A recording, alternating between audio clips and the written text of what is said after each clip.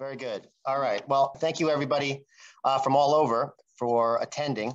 As Elizabeth said, my name is Andy McCarthy, and I am a reference librarian at the Milstein Division of U.S. History, Local History, and Genealogy at New York Public Library, at the Central Library, the centerpiece of the New York Public Library system, on Fifth Avenue and West 42nd Street. We're one of the many divisions located in the building. Maybe you've been to the Milstein division. We're located in room 121. That may mean nothing to a lot of you, but some of you may have been, or some of you may plan on visiting the library. And I'm not going to go too much into the way we operate and the access procedures, but the main thing that we do is answer questions. We're reference librarians. And the bulk of the questions that we answer are on family history and genealogy, but it is a very wide-angled purview. US history, local history. So it is, the parameters are pretty much within the United States, but in immigration research and genealogy, people trace their family to the origin country. Well, then we can, get you started on, okay, how do you research when you trace somebody back to Ireland or China or wherever. So reach out. It's not just about New York. It's not just New York State. It's all 50 states, including New Jersey. That does include New Jersey. I know we have one participant from New Jersey. That makes two of us. So history@nypl.org is our email. And right now, technically, you need an appointment, but you can set up. You can just walk in and set up an appointment, and we'll get you a library card. But you could also benefit from the consultations that we do. We do offer about a half hour or so if you want to go into your research with a little bit more depth. If you want to pick the brain of the librarian, you can set that up, and you can go to our website, and I'll show you our website in just a second. And this, the consultation is a nice segue into this idea of like thinking about, the New York Public Library, the Milstein Division, using the Milstein Division's resources for your research. Well, what does that all mean? How do you sort of approach who we are, what we do? There's the collections. That's the when people think of a library, they think of the stuff. They think of the stuff that the library has. On our division, it's mostly books, periodicals, newspapers, also a lot of subscription databases. But you also want to think about it in terms of the librarianship. The librarians are the prime resource at the library, whether it's NYPL or whether it's Allen County, right? The librarianship can go outside the parameters of the institution. Subject knowledge is not just one institution and that's it. When you're doing genealogy, you're going all over the place. But also cross-referencing. What we do are getting started in genealogy class once a month, and that class is devoted more to the research methods involved than the actual resources. Because forming a research question, getting a sense of the step-by-step ways of researching is, it's important to genealogy and family history research and local history research, but basically any kind of research that you're doing. So you can go to our website. If you just Google Milstein Division, NYPL, you'll get there. We do monthly public classes, multiple classes each month on different subjects, and they're free. You can sign up. You don't now that they're virtual, they are online. They used to just be on site only. We are getting a lot of participants that normally would not have been able to show up at, on their lunch break in Midtown Manhattan. So, and if you have any more questions about how we operate the division, just reach out. History@nypl.org. So what am I going to go over today? Three things in particular. The history of immigration. So sure, we're talking about the subject at hand is passenger lists and researching passenger lists, but the history, which is the a resource you use when you're researching immigration, but having an understanding of the history of U.S. immigration, it yields context for immigration resources. Having a familiarity with immigration history can aid in locating records, knowing whether or not the records exist in the first place, where they're located, and then what information is in these records. U.S. immigration laws have changed numerous times. They continue to change. This alters the types of records according to changing procedures. And in particular, we get a lot of questions at the desk about what the immigration experience was like at the Port of New York, and in particular, Ellis Island. So I'm going to talk a little bit about that too, this sort of history. But then you want to, you want to get a sense of what resources are available. So there's the resources themselves, in what form, and then how you access them. And then the research itself. There are pieces of information which one should have before conducting passenger list research in particular, which I'll talk about that. Preparation, research methods, organizing your data. This makes for more accurate results. It's a headache, most importantly. And it aids in forming a clear reference question. And asking questions is very important when you're conducting research. You want to, you get better answers with better formed questions. Of course, I'm biased saying that as a reference librarian. So population movements is what I'm going to sort of begin with here, because all family history in the United States is the result of movement of populations, whether by personal motivation or by force. By 1783, at the end of the Revolutionary War, some white colonists could trace a family history in America back 5 to 7 generations. In the years after the war, about 5,000 immigrants arrived in the US annually. And in the several years after the war. 2019, you jump ahead to the present day, just over 1 million people obtained lawful permanent residency in the US. At the same time, studies of the North American slave trade have placed the number of African arrivals under forced migration directly from ports in Africa at about 380,000. In addition to the roughly 72,000 enslaved people transshipped from islands in the Caribbean prior to 1808, the year that the US government abolished the international slave trade. The 1790 census tallied the free population of the US at about 4 million people, and the enslaved Black population, who were enumerated, but of course not named, at about 700,000. So the most heavily used resource, and some of you, I'm sure, are familiar with these resources already, the most heavily used resources to track historical transoceanic population movements are ship passenger lists, also called ship manifests. They show all the passengers on a vessel traveling to or from the United States, and depending on the year, will provide a varying amount of genealogical data about the passenger, as well as information about the crew and the ship. And even though I did include outgoing, for the most part, when you're talking about the US, it's all about incoming. The United States did not collect passenger lists for outgoing vessels. But if you're looking for that is a specific question for the reference desk. Very idiosyncratic, but you may have some options. And of course, this is a good example of what a passenger list looks like. This one's from 1905. For researchers of immigrants to the US, up to roughly the 1950s, passenger lists are going to be the primary source of information. Customs and immigration bureaus would file the ship manifests at the record unit of the US port of arrival. Later, the manifests were then housed at the National Archives. And the National Archives, some of you may have visited or browsed their catalog or used their materials to the federal government's archives founded in 1934. That's where these passenger lists ended up eventually, before being digitized. So there was no standard of record keeping for transatlantic passengers in the colonial period. Ships did not keep a manifest. Evidence of an individual on a vessel to the American colonies can be very piecemeal, may have never existed in the first place.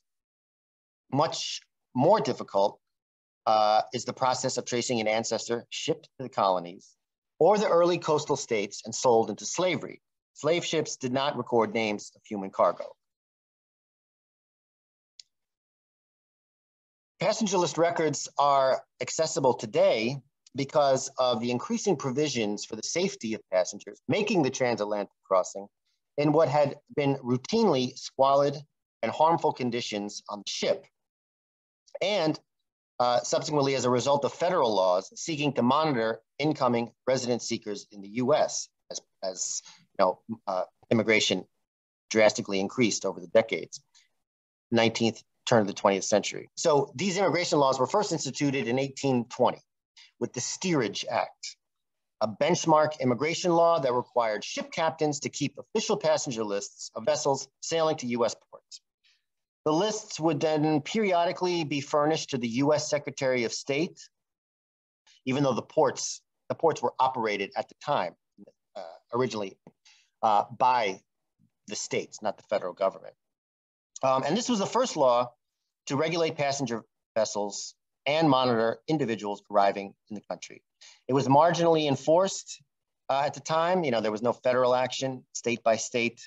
And the avarice of ship captains often resulted in overcrowding and debased conditions on the ship.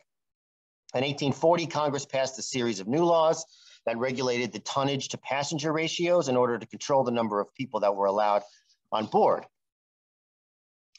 And the passenger list was completed before the ship embarked from the port of origin. This is whether it's 1830 or whether it's 1940. On arrival, it was handed to state processing officials at the port of entry and filed with the collector of customs. The forms were not standardized. This is, again, in this arrow that I have up here, 1820 to 1890. They were not standardized. So one, generally was 7 columns, mostly the same information, but they were privately printed. But it sometimes included if somebody died on the ship, which is a very vital piece of vital information. And depending on where your research takes you, passenger list arrivals for ports along the Pacific coast were not recorded generally until the 1850s, right around the time California became a state. So the Steerage Act was named after the area in the ship designed for cargo, but loaded with people who could not afford cabin class. The ship would have originally departed the US with goods like cotton, lumber, whatever, trade these goods in overseas ports, and then capitalize on the use of the empty cargo space for the return voyage to American ports.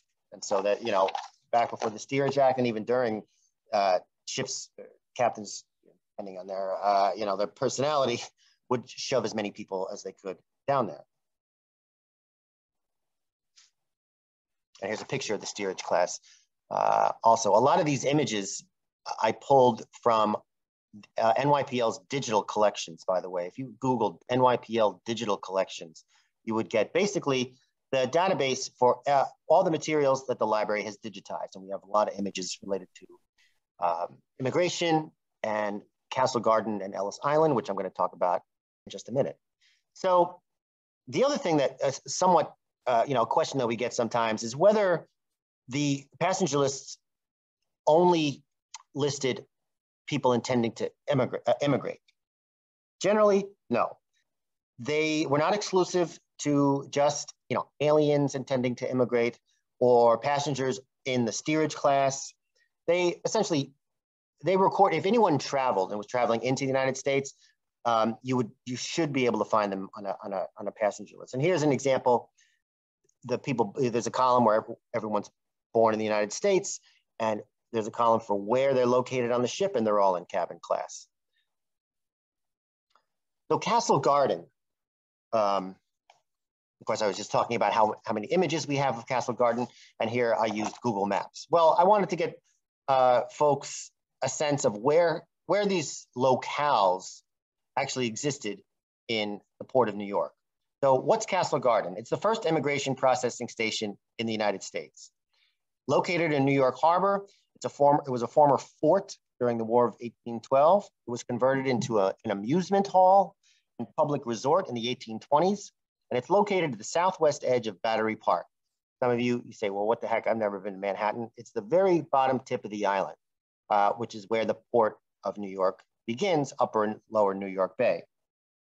So a point of maritime disembarkation, as well as a major New York City tourist attraction, public event space at the time, The grounds were leased by New York City to the state's Board of Commissioners of Immigration. This was in 1855. New York State operated the facility, and the U.S. Treasury Department ran the immigration depot. So it was a combination of the state and the federal government traditionally getting along so well, so swimmingly, especially the state of New York. It closed in 1890. Like I said, it opened in 1855. And the federal government terminated its contract with the state of New York and then assumed total control of immigration at the Port of New York, and which I'll talk about in just a few minutes, in the entire United States.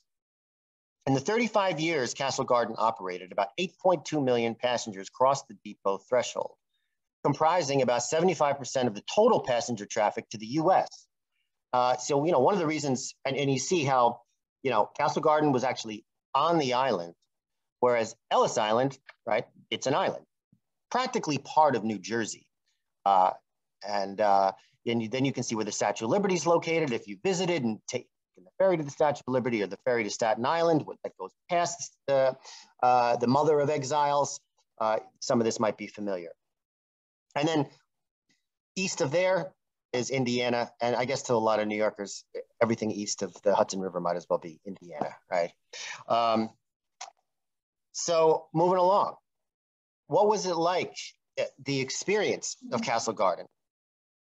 So first off, alien is a term that was more common back then. Arriving in New York Harbor began with a potential visit to Quarantine Station, 6 miles south of Manhattan in Staten Island in New York Bay. So incoming ships were boarded for inspection by the health officer in lower New York Bay. This is down between Staten Island and Brooklyn, a little bit further out towards the Atlantic. He'd board the ship, examine each passenger, and then determine who would stay or who would continue. Passengers determined to be sick were brought ashore on harbor vessels called lighter ships. And then they were picked up by wagons and taken to the quarantine hospital in Staten Island, which was burned down by local residents in 1858 because of all the yellow fever outbreaks. The locals got sick of it. They took the law into their own hands, and they were exonerated as well. So that healthy passengers moving along who intended to immigrate were transported off the ship onto barges, which docked at Castle Garden. At the Emigrant landing depot, customs agents collected fees. The NYPD inspected luggage before the passengers then proceeded to what was called the registering department. Here, an agent recorded names, the nationality, former residence, and intended destination. Now you say, oh, well, that would be a great record to have, all juicy genealogical data.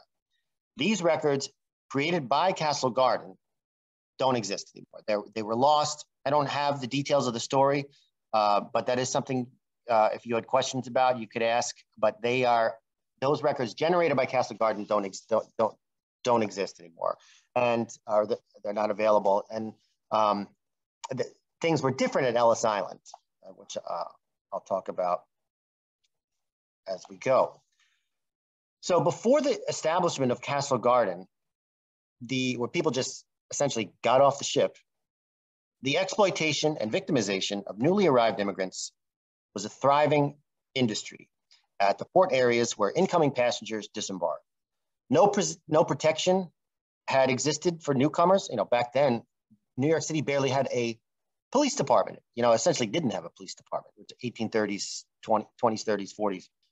These newcomers were greeted by some of the types that you find on the left image there. Thieves, con artists. In the parlance of the day, they were referred to as runners. What would they do? Tickets would be sold for transport that didn't exist. Luggage was stolen, and human traffickers posed as good Samaritans. And today you still read in the New York Post every so often about guys selling tickets to tourists down by the Battery to Staten Island Ferry, which is free. So who says New York has changed? Then when Castle Garden opened, the government provided authorized railroad agents to vend transportation a supervised baggage delivery service to transport luggage, a reliable currency exchange to buck criminally high rates, an information department that put newcomers in touch with waiting friends or family and any waiting letters or funds, licensed and approved boarding house keepers, solicited immigrants with no housing, and a labor exchange was established to offer sound temporary employment. And there were a high percentage of people coming in that did not have opportunities for work. So this benefited the city, it benefited the state, it benefited the incoming passengers in a lot of ways. So Ellis Island. So by the time Castle Garden closed in 1890, there were 101 US ports operating along the Atlantic, Pacific, and Gulf coasts. So, you know, everyone, common question, you say, oh, you know, my grandfather immigrated, came through Ellis Island, or my great-grandfather came through Ellis Island. So Ellis Island is not the stand-in for Port of New York. It just was the immigration processing station at the time when there were unprecedented levels of newcomers coming into to live in the United States. It could have been Castle Garden, but and also high, you know, no matter where somebody ended up, a lot of times people, they didn't even make it onto Manhattan Island. They went to Jersey and got on trains headed west. So if you know, the likelihood of somebody coming through New York who immigrated is very high, but it's not exclusive to New York. There are plenty of other ports. In 1891, 1 year after Castle Garden closed, the Bureau of Immigration was established to regulate immigration policy. The manifest forms were standardized. Processing officials at the port of arrival were assisted by multilingual staff and used the passenger list to check off passengers. So they didn't create their own record. They used the passenger list to, you know, check off passengers coming off of the boat. You know, if any name change took place, it wasn't initiated by the federal immigration staff at Castle Garden or Ellis Island, which opened in 1892. You know, you say, oh, you know, they changed his name at Ellis Island. Well, no record was created. They didn't say, okay, this is your name now. You know, a name, that's not to say that a name didn't change, but it was not that, you know, classic sort of folklorish tale that it was changed at Ellis Island. It was formerly known as Oyster Island, where Delaware tribes collected shellfish in New York Bay. Ellis Island was the first federal immigration processing station in America. Originally a cavernous 3-story building made of wood. The building burnt down in 1897, didn't last long. And then it reopened in a brick and iron structure 3 years later. It needed to kind of rejigger anyhow because of the amount of people coming through. At its peak in 1907, the center bustled with 21,000 individuals in one day. That was its top, big top record there. So revised immigration laws in 1924 introduced visa requirements at the US Embassy located in the country of origin, which process drastically reduced the staff and traffic at the immigration stations at US ports. So everything that they did at Ellis Island, they could do before they even got on the ship in their home country. Passengers continued to disembark at Ellis Island, which handled an estimated 12 million immigrants in 30 years after it opened. By 1943, New York accounted for 60% of all ship manifests collected at US ports. Ellis Island closed in 1954, and in 1965, it was put under the auspices of the National Park Service, but it was vacant. After 1954, vacant, deteriorating, unused.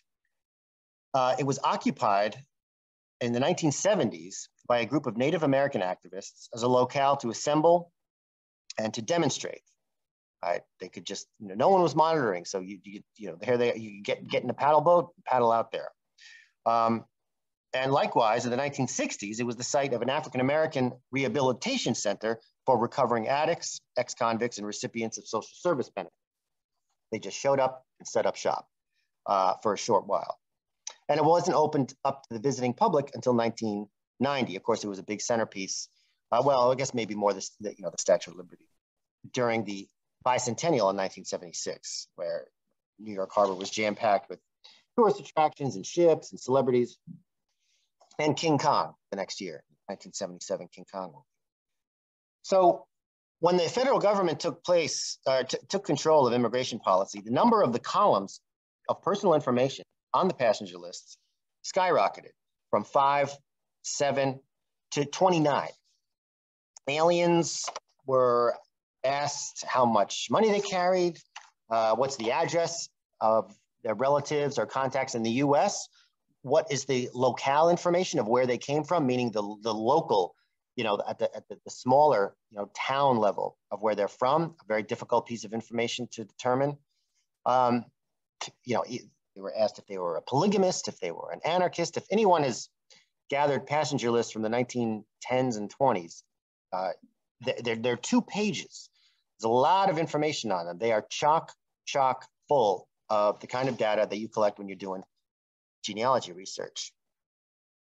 So with the exception of Irish Catholics, the majority of immigrants before 1882 were Protestants from Northern and Western Europe.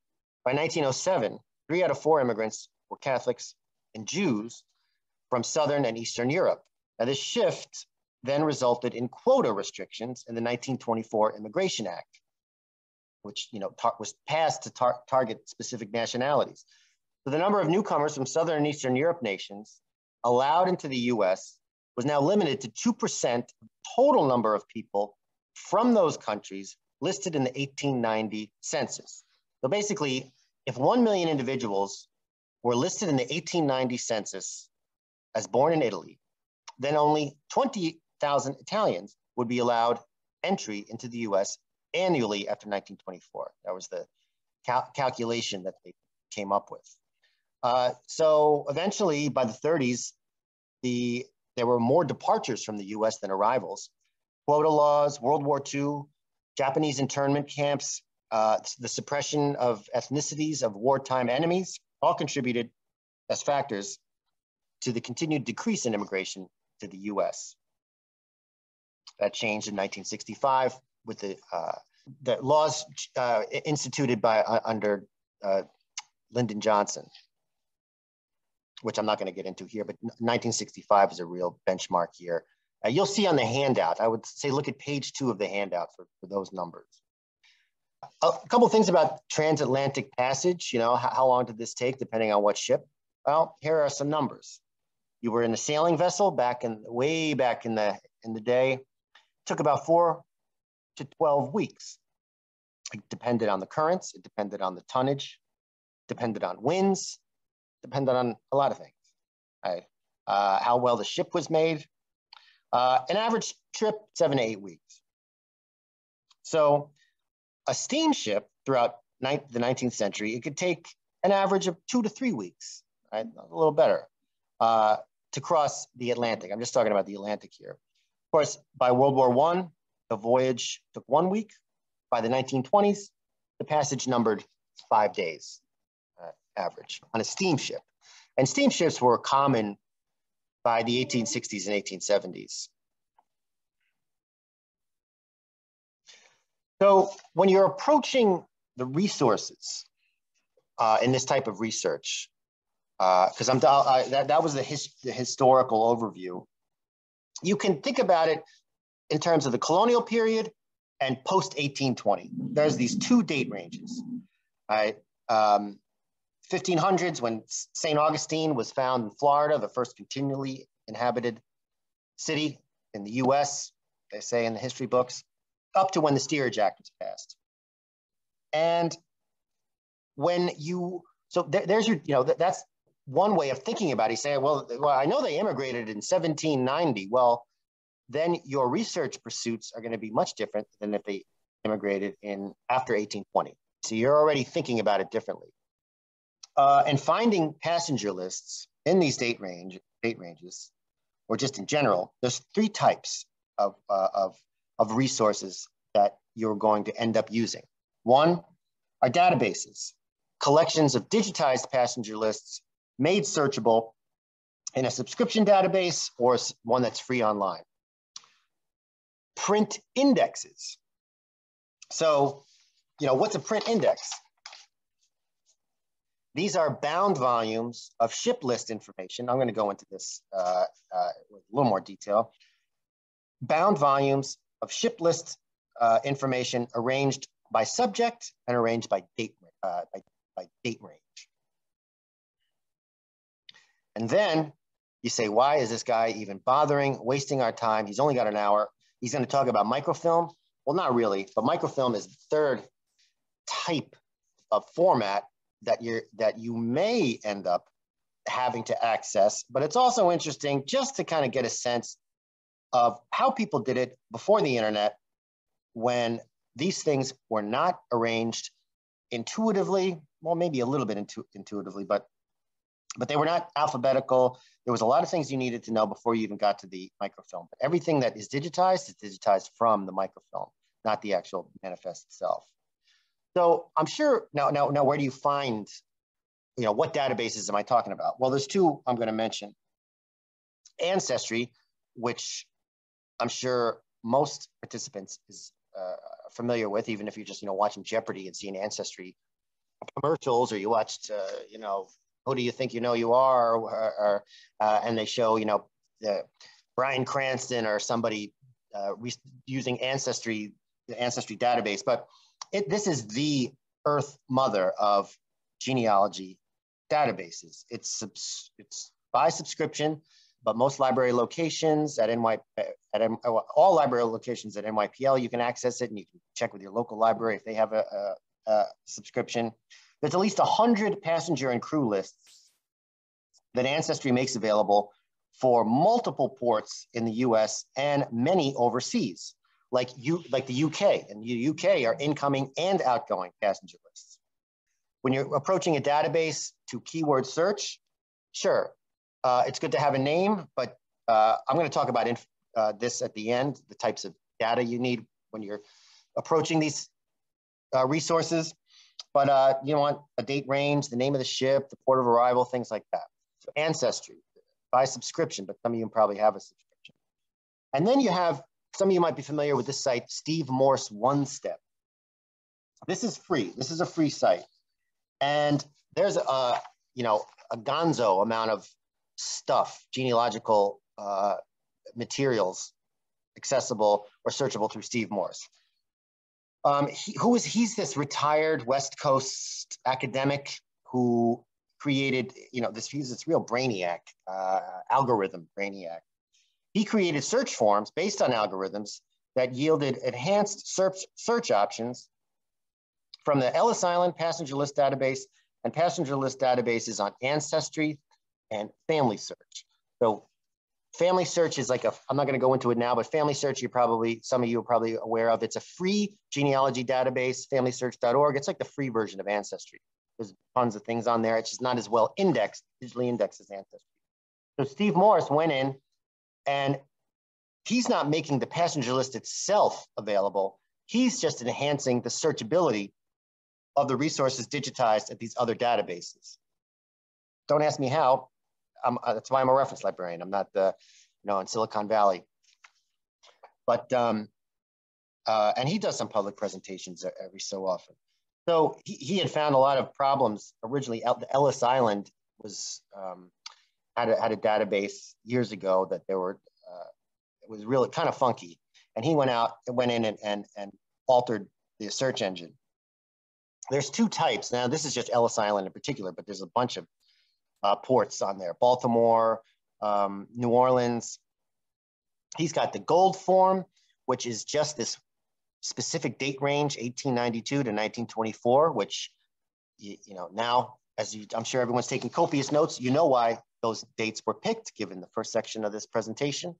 And you have all these, because people say, a lot of times, I typed in a name and nothing came up. Well, research is trial and error.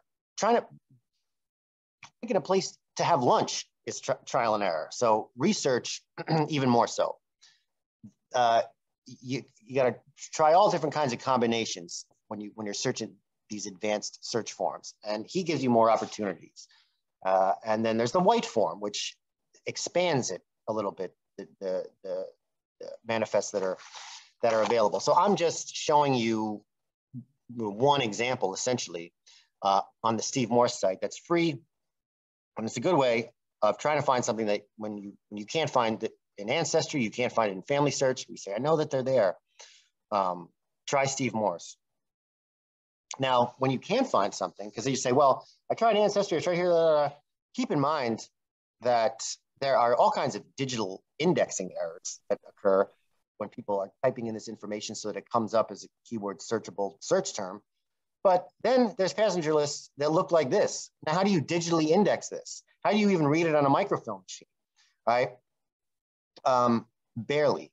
So a lot of times you can't find someone, you know that they came over, they likely were on a passenger list.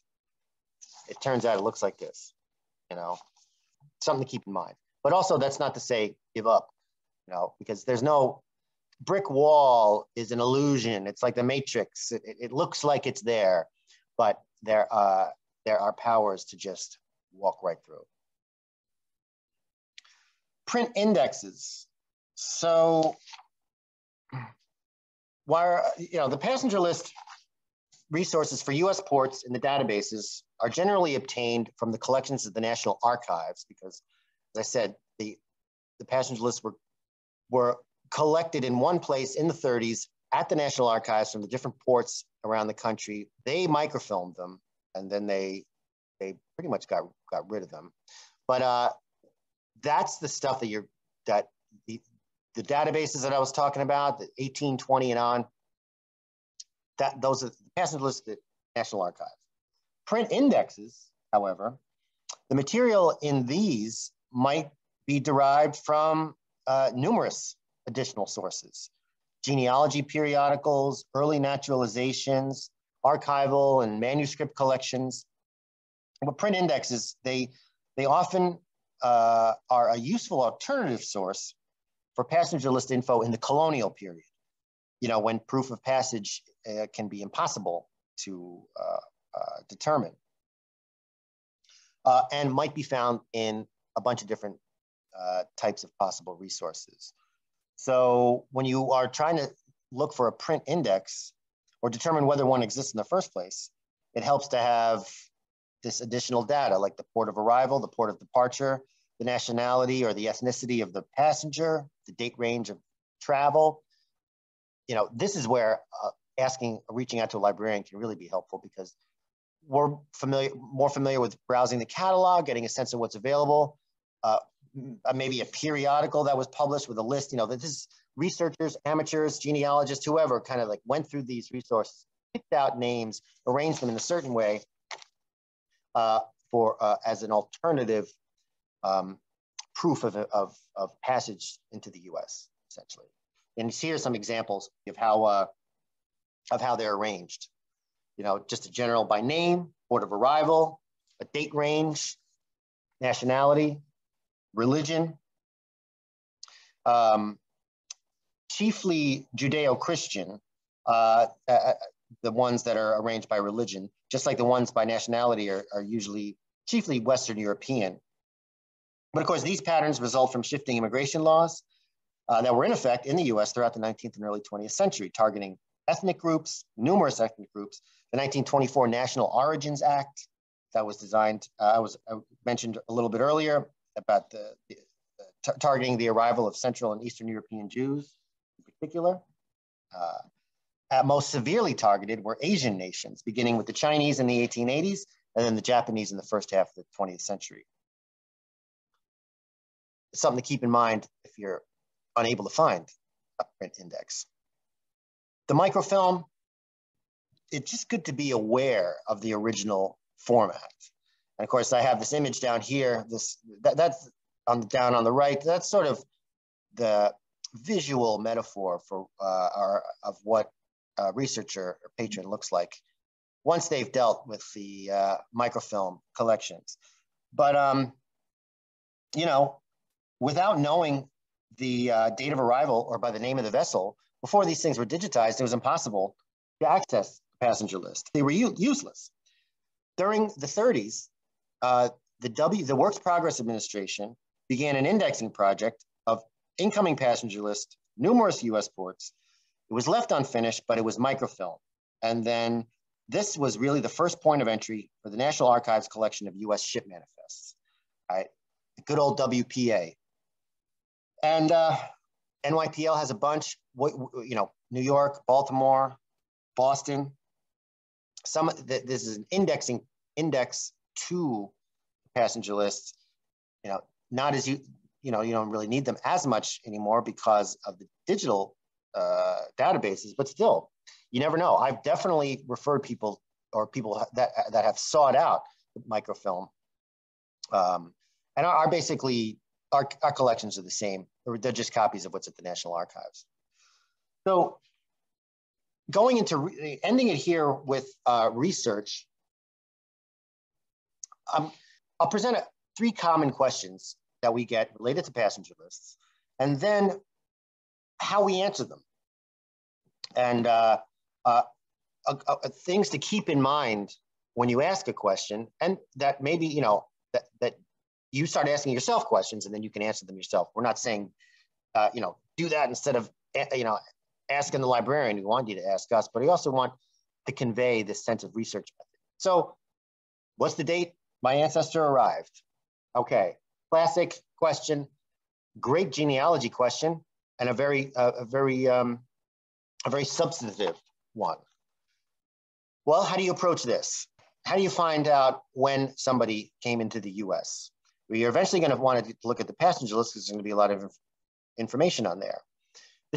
So what records might tell you when somebody came in that are going to be more accessible potentially than passenger list? The US Census for certain years, the census will have a column for how long someone's been in the country or the year that they immigrated. Also, someone's naturalization. Now I can do an entire whole nother segment, whole nother class just on naturalization records, citizenship records. Usually you don't start with those because they're more hit or miss. They're a little bit more all over the place than passenger lists, one resource. But you will sometimes, you might access that beforehand. It's going to have the name of the ship, the date of arrival. And then what types of information do you want when you're approaching this question? Well, do you have a sense of the date range of when your ancestor arrived? You know, you may not have the exact date, you may not have the exact year, but at least you have a date range. There's a lot that things you can rule out and rule in. Do you at least have a sense of the port of arrival? Well, if you don't know that, you say, well, I don't know where they came in, but they were living in New York City for 30 years, or, you know, they live in New Orleans, or, you know, you check a city directory, you check the census. Where were they living? That's likely. You don't want to make assumptions, but it's the likelihood that that's the port where they came in. Did they travel with anyone else? You know, you can't find the one person. Maybe you search the name of the spouse, or the children, or the brother, or the sister, or whoever. You know, names of other passengers. That will also corroborate when you find someone with a common name, rather than someone with the same name as the person that you're researching. What was the port of departure? This isn't, we don't get this as often, but it's a tricky one because sometimes you find that the port of departure is not on passenger list. The port of arrival certainly is, the date of arrival, different ports along the way, but the port of departure, well, you can find that sometimes on the passenger list, but not always.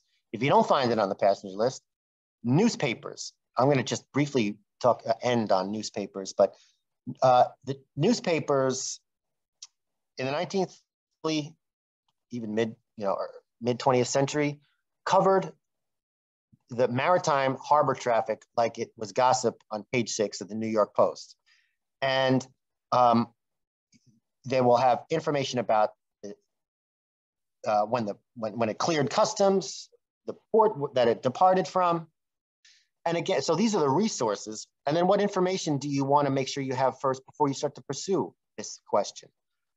Do you know stuff about the arrival, all right? The nationality or the ethnicity of the passenger. That doesn't always, just because they came from, Liverpool doesn't mean that they were English, but still, as much data as you can compile, once you gather it all and look at it, figures, patterns start to emerge. You know the name of the ship. You can do research on the ship itself. And then that's a whole nother question. What was the name of the ship? But the last question here, which is common, is that you'll often find that passenger lists have all kinds of markings and little symbols or names crossed out or circled or marginalia, things written over. There is an excellent guide put together by this woman, Marion L. Smith. It's free online if you Googled it. Guide to Interpreting Passenger List Annotations. It's a great source for passenger list research in general.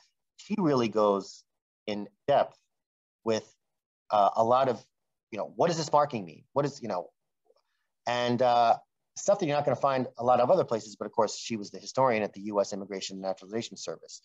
So that's a go-to one. What does this mean? Well, then the librarian says, check this guide. Guidebooks we use all the time. Guidebooks are one of the great resources in genealogy and local history research. So if you want to know information about the ship, the passenger list will not only show you the port of arrival and the date, but the information about the crew, names of the crew. And like I was saying, deaths aboard the ship. There are also a lot of maps showing transit routes for cruise lines, passenger lists, passenger ships, depending on the date range. This one here, I think, is from the 20s. It's just bursting with data. That's a whole nother subject, but if you were looking for stuff about the route, how long it took, where were the stops along the way, ask about these maps. And if you want information just about the ship itself, you're not going to find passenger list or passenger information for the most part published in the newspaper, but you'll find stuff published about the ship, going back to the 18th century. Was there a disaster en route? Again, when did it clear customs? Stuff about traffic along the way, stuff about the quarantine, name of the captain, things like that. There's always a section, no matter in a newspaper published in a port city, there's going to be a section on ship traffic. They usually, marine intelligence, harbor news, it's some kind of name like that. And there's a ton of places to look for images of old ships. The librarians decades ago created a card catalog called the Ships File, where they give citations to books and articles and newspaper clippings where images of ships are located.